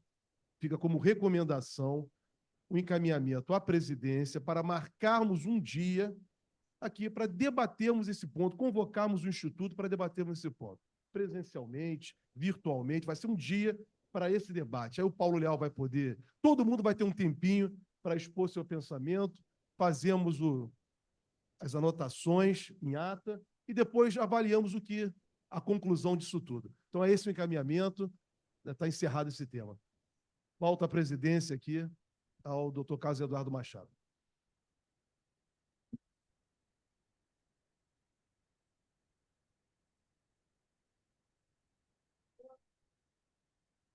Obrigado, Folena. Volto eu aqui. Oscar, vamos seguir aqui, né? Temos mais um parecer para ser votado. Parecer na indicação número 43, 2024, autora da indicação, doutora Rita de Cássia Santana Cortez.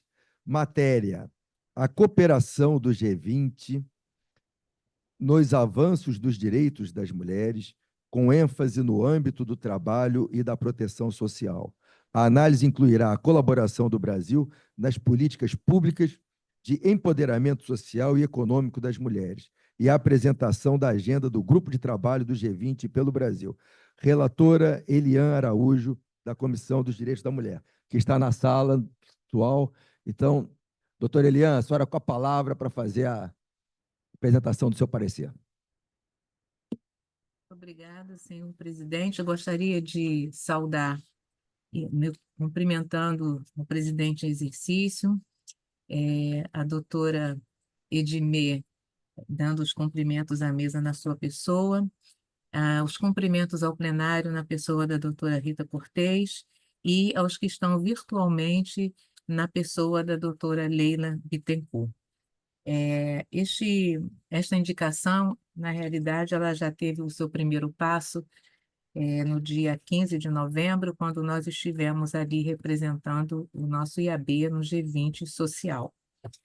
Essa proposta, ela surgiu exatamente diante da participação do Brasil na presidência do G20, dando esse ensejo para uma agenda, um recorte mais social, e que inaugurou essa terceira linha, que seria a parte social. E, com isso, nós tivemos a oportunidade de apresentarmos um trabalho do papel exatamente da sociedade civil, ali representada através da Comissão dos Direitos da Mulher. E, nesse interregno, eu gostaria apenas de pontuar de forma sucinta, em razão do nosso tempo, que essa indicação, o objetivo foi essa análise do G20, a participação do Brasil quando assumiu a sua presidência, e através dessa organização que foi feita, dando o espaço especialmente para a mulher, criando uma agenda de trabalho para a mulher. Então, essa agenda de trabalho, ela veio através do Grupo de Trabalho G20, que denominou-se como Empoderamento da Mulher, coordenado pelo Ministério da Mulher, onde a ministra ela esteve à frente com a delegação brasileira, num primeiro momento de reunião, para estabelecer essa agenda no programa da ONU. Então, o tema proposto pela nossa presidência do Brasil no G20 desse ano foi Construindo um Mundo Justo e um Planeta Sustentável. E aqui, quando nós falamos, o ano de 2024 ele foi marcado como um embrionário nessa primeira reunião de grupo de trabalho de empoderamento da mulher, sob a presidência do Brasil, e que isso permitiu reforçar o compromisso do governo brasileiro na luta contra a desigualdade de gênero, somado ao propósito desse grupo de trabalho de apoiar os países participantes do G20, abordando essa desigualdade de gênero e impulsionando ao empoderamento da mulher em suas múltiplas dimensões. Então, essa reunião do grupo de trabalho de empoderamento da mulher, ela passou a ser institucionalizada e representando esse compromisso adquirido por todos os estados membros com o empoderamento das meninas, que são consideradas menores e adolescentes, das mulheres, e tem-se nessa agenda o objetivo da criação de eventos e fóruns com instituições de estudo e pesquisa para o engajamento dessa agenda temática de gênero, que será o objeto do debate das propostas, que foi, né, na realidade, o debate das propostas da cúpula do G20. Então, a participação do Brasil se deu de forma muito importante dentro desses foros internacionais, trazendo essa pauta, especialmente para nós aqui representando a Comissão de Direitos das Mulheres, no sentido de que esse envolvimento e a própria participação da sociedade civil através do IAB contribuía certamente para que essa cúpula social ela fosse concluída.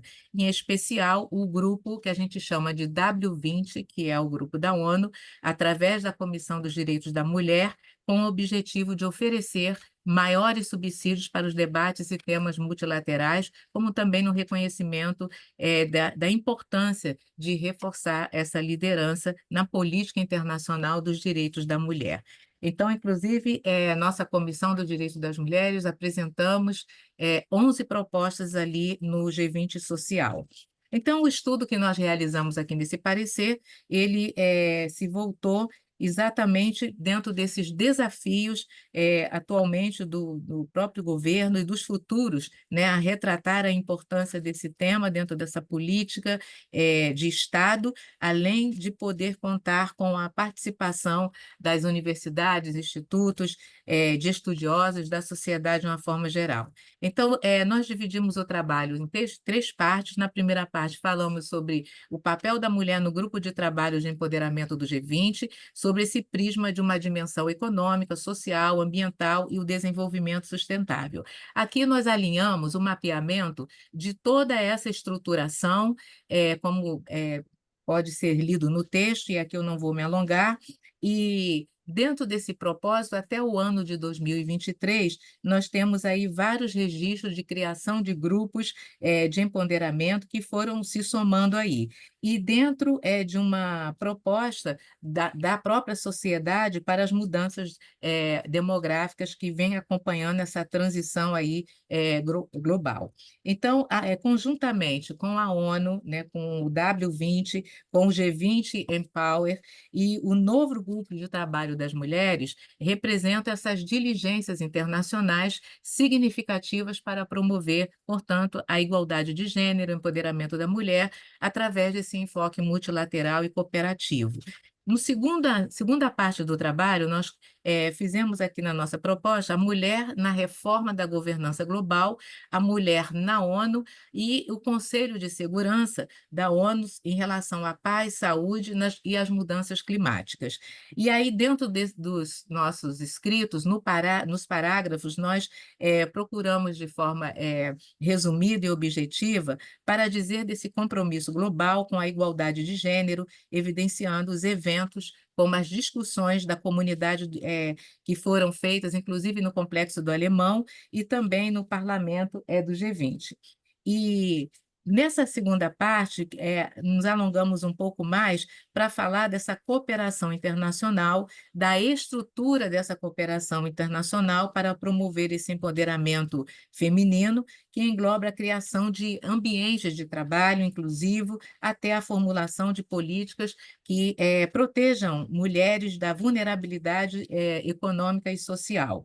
E, como exemplo, nós citamos aqui as questões das mudanças climáticas, que nós estamos acompanhando, que vem refletindo essa crescente compreensão de que as mulheres são afetadas de maneira desproporcional pelos impactos ambientais e podem estar no centro dessas decisões políticas. No terceiro tópico do nosso parecer, nós procuramos aqui também apresentar um estudo com enfoque na mulher, na mudança de foco das instituições multilaterais para priorizar os países em desenvolvimento. Então, essa cooperação internacional, especialmente no âmbito agora do G20, desempenhou-se um papel central na implementação dessas políticas voltadas ao empoderamento feminino. E as lideranças sociais e governamentais vêm destacando a importância da participação das mulheres para esse desenvolvimento sustentável, equitativo e considerando os impactos desproporcionais das crises globais, como a crise climática sobre as mulheres. Na internet, nós vimos também alguns movimentos feministas e ativistas que continuam a pressionar a questão da igualdade de direitos com foco em uma justiça social e econômica. Outras plataformas também de redes sociais têm sido amplamente usadas para promover campanhas de conscientização sobre o direito das mulheres, violência de gênero e igualdade no mercado de trabalho, além de outras iniciativas de organizações internacionais e nacionais que se expandem através do meio de redes digitais, promovendo esse debate e fomentando essas mudanças legislativas para a proteção e avanço dos direitos das mulheres. Em resumo, o papel da mulher na nova ordem global ele é central para a construção de sociedades mais justas, refletindo uma mudança estrutural na prioridades econômica, social, que agora colocam o empoderamento feminino no centro dessas discussões globais sobre o desenvolvimento sustentável.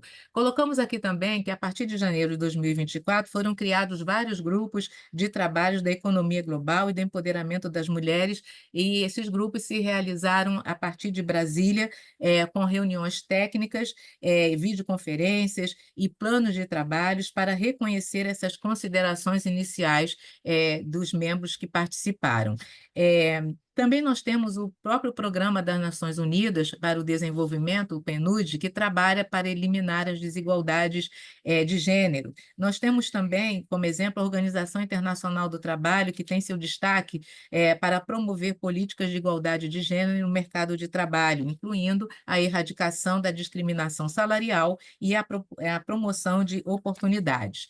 Falamos também do Banco Mundial, que desde 1996 ele vem publicando os indicadores da governança mundial e criou uma plataforma denominada Grupo do Banco Mundial, que de forma organizada ele provê indicadores de tópicos chaves em questões de gênero, e é exatamente esse que vem sendo utilizado para a contribuição das políticas. Então, essa plataforma, ela coopera para a Agenda 2024-2030 desse grupo do Banco Mundial, visando acelerar a questão da igualdade de gênero e eliminar a pobreza no nosso planeta habitável.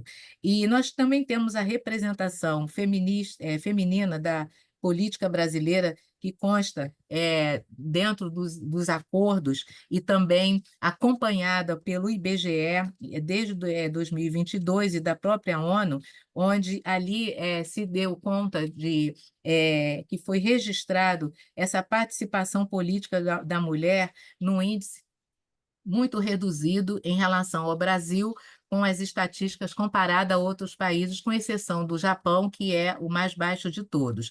O México é uma referência para nós da participação da mulher na política, 50% do parlamento é do gênero feminino. Então, esses índices eles ajudam a identificar áreas onde as mulheres enfrentam mais desafios e promovem políticas para melhorar sua situação. Bom, nessa toada, então, nós... Doutora Eliane, já terminando, sim. por favor, aqui já terminou o tempo, eu já concedi aqui, acho que 3 minutos além do tempo. Pedir para a senhora encerrar, por favor, tá? Tá, sim. Certo, desculpe aí, porque é tanta coisa. Mas, finalizando, então, aqui, eu coloco à disposição, então, dos senhores esse nosso parecer, que possivelmente após a deliberação e aprovação no plenário, seja, portanto, enviada às autoridades competentes, como o Ministério das Mulheres, de Famílias, a Secretaria das Mulheres, da Presidência da República, do Comitê Eliminação da Discriminação das Mulheres, da ONU, e a participação do IAB como um ator muito importante na promoção do direito das mulheres no Brasil e na atuação internacional junto à ONU. Peço desculpa pelo tempo, em razão do tema e da sua densidade. Muito obrigada. Não, imagina, eu que peço desculpas, mas já pelo adiantado da hora, eu aproveito para registrar aqui, lhe agradecer, informar a todos a importância que a doutora Eliane Araújo teve na busca do espaço da mesa do IAB no G20 Social, e ela fez uma apresentação muito bonita, muito detalhada desse trabalho. Vamos ver aqui a votação. Alguém deseja se manifestar, fazer alguns... Leila Bittencourt. Com a palavra, Leila. Leila, não estamos te ouvindo. Eu não vou me... Agora. Não, fechou de novo. Fechou. Eu só preciso... Não. Leila, nós ouvimos 3 palavras e fechou de novo. Veja. eu não sei o que está acontecendo. Agora sim, agora estamos. Eu parabenizo a ilustre colega, eu apenas quero fazer uma mínima observação. Quando ela faz referência ao México como um grande avanço, como eu trabalho na Anistia Internacional e nós fizemos inúmeras campanhas a favor das mulheres, porque no México as mulheres estão entre as que mais sofrem estupros e violências, inclusive pelos guardas e pelas polícias. Há um número incomensurável. Então, eu não vejo o México como avanço para as mulheres. Ao contrário, eu vejo o México como um Estado cujos seus integrantes, agentes estatais, estupram de forma quantitativa as mulheres. E, justamente, eu já fiz inúmeros trabalhos para a Anistia Internacional exatamente com relação ao México. Era só essa observação, é a única coisa que me saltou, né, à vista e ao ouvido, falar do México em razão de estar avançando em relação às mulheres. Não vejo nesse aspecto. Pode ser que seja um avanço econômico, mas o avanço à mulher tem que ser integral, inclusive com relação ao respeito, à restrição aos abusos, à violência e aos estupros. Então, é só isso. Tá, muito obrigado, Leila. Eu pergunto se alguém mais deseja se manifestar com relação ao parecer. Tendo em vista a colocação da Leila, eu indago da relatora se ela tem objeção a retirar do parecer essa referência ao México, assim, ou a consideração que ela quer fazer com relação a isso. Quer que eu fale, Eliana? Eu acredito que não foi muito claro aqui. E nós falamos do avanço do México sobre a participação política no parlamento, onde metade do parlamento são mulheres. Eu não disse que o México não avançou na violência, a questão do combate. Isso é uma estatística em relação à presença da mulher na política. É um parágrafo que está no nosso parecer, em que o México é o país que mais tem mulheres no parlamento. É isso, só isso. Não é da questão da violência, doutora Lívia, que eu sei que é tremenda também. Outras estatísticas estão dentro do parecer. Tá, perfeito, Eliane, muito obrigado pelo seu esclarecimento. Acho que a questão ficou bem colocada. Agora tem a indicante para falar, a doutora Rita Cortez. Boa noite mais uma vez. Com relação à colocação da Leila, creio que a Eliane já esclareceu. É a questão da participação realmente política das mulheres, em que esta participação, em contexto com outros países, é uma coisa admirável, uma coisa para se fazer uma referência. Ela se perdeu porque é um texto enorme, com um trabalho que nós fizemos, né, voltado, inclusive, para ser apresentado no G20. Eu falei até com a Eliane que nós deveríamos apresentar aqui o parecer, até para que todos tomassem conhecimento do esforço que foi feito para que nós elaborássemos um trabalho que representasse, né, uma participação efetiva do IAB em termos de propostas e em termos de análise no G20. Partindo, quer dizer, e aí eu tenho que fazer uma colocação, eu não sei como é que eu vou colocar isso, porque, na verdade, a gente não teria que aprovar. Nós pegamos o texto, esse trabalho, tá? E como nós estávamos em cima do laço para que a Eliane e o Sérgio Santana pudessem levar ao encontro ao G20 social, nós extraímos do texto algumas propostas, né? Uma série de propostas que foram colocadas no texto, como um todo. E com a autorização do Sidney, do presidente, né, isso foi levado ao G20. Então, já foi apresentado, quer dizer, praticamente, né, houve uma vamos dizer assim, uma aprovação da presidência em razão da urgência daquilo que foi melhor desenvolvido do trabalho, mas que gerou algumas propostas que foram levadas e que foram, enfim, aprovadas até para acolhidas lá no próprio G20 Social.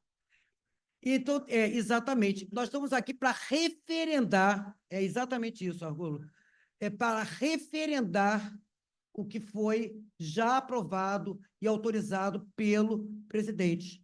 Então, faltou esse esclarecimento. E, aliás, louvável o esforço nosso da comissão de apresentar, enfim, esse estudo, né? E nós temos, inclusive, um outro estudo, que é da Comissão de Políticas Públicas, também para a formação de um grupo, né? Que é com relação à repercussão da fome no que tange a questão de gênero. As mulheres são as mais afetadas, e nós ficamos também de criar um grupo de estudos, mas isso já na outra comissão, para que a gente pudesse desenvolver, né, uma colocação nossa com relação às diretrizes das políticas públicas no que tange a gênero, que não foi, enfim, não foi contemplado na lei que traça essas diretrizes. Então, tem isso também, na questão da fome. Tá, muito obrigado pelo esclarecimento. Eu acho que dentro da proposta da Flora não há objeção, não há manifestação contrária, está, portanto, aprovada aí as sugestões. Por aclamação, pronto, já está aprovado por aclamação. Bom, próximo item de nossa pauta, propostas de novos sócios para serem lidas, estão no site, são 6 propostas, doutora Ana Maria Godinho Nunes Anátolis, doutor Daniel Pires Novaes Dias, doutora Fernanda Analu Marcola, doutora Jéssica Pancol Rosa Cavalcante, doutora Nádia, boa noite, doutora Nádia Betânia Duarte de Pinho, e para membro honorário, propôs o doutor Rafael Jorge de Castilho Barrilli. Temos, então, antes da lista de doação, o Agostinho que pediu para se manifestar. Nosso orador. Edmundo já se manifestou. Eminente presidente, serei breve. Por favor. Obrigado, doutora Flora, pelo acolhimento. O que eu vou falar aqui foi uma notícia que foi dada aqui pelo presidente sobre a eleição na OAB. Foi dito aqui 2 vezes sobre a eleição. Eu estava na OAB, aqui no auditório do ministro Evandro Lins e Silva, uma certa oportunidade, logo depois daquele assassinato do advogado, aqui na adjacência aqui do IAB, e assisti a um pronunciamento em prol da vida humana feita pela doutora Ana Tereza Basílio. Então, com a notícia da eleição vencedora, que ela agora será em breve aí, a presidente da Ordem dos Advogados do Brasil, seção do Estado do Rio de Janeiro. Isso me deixa muito envaidecido como advogado, e ver uma mulher ascender a este cargo, que as mulheres estão de parabéns. Seria essa a minha manifestação.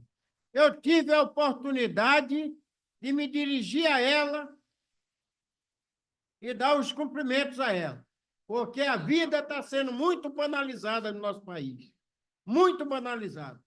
E quando houve aquele assassinato aqui, na adjacência do IAB, eu me manifestei aqui no Instituto. Não teve efeito, não teve nem resposta.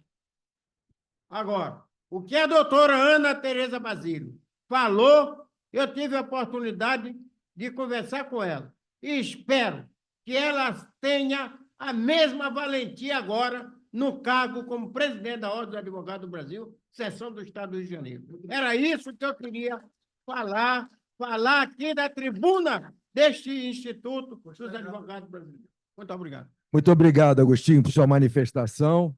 Eu, então, passo a palavra agora aqui para a nossa secretária, doutora Edmeia, fazer aqui o último comunicado da lista de doação. Lista de doação da Biblioteca Daniel Arão Reis. Doação do consórcio autor João Carlos Castelar, Práticas Primitivas Indígenas do século XVI. Doação do consórcio Rodolfo César Aquino Bate. O direito fundamental e a relação do emprego. Doação da consórcia Érica Guerra, dos autores da editora Expert. Empresas e Direitos Humanos. Doação da Associação de Advogados de São Paulo.